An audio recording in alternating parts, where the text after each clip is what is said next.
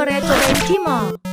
Ternyata aku suka sih. Oke, langsung aja. Pertama kita mau nyobain cimol.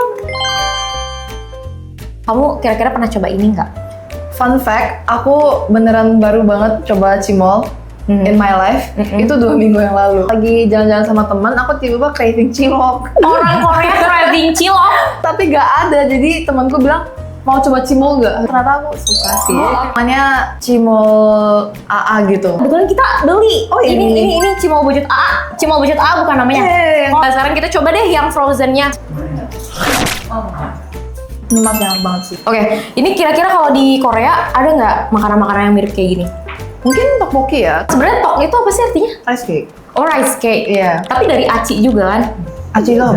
Oh iya lagi. Tepung tapioka dari tepung. Ada yang made out of rice, ada yang made out of flour. Ngomong naon sih? Ya rating berapa nih? Untuk cimol.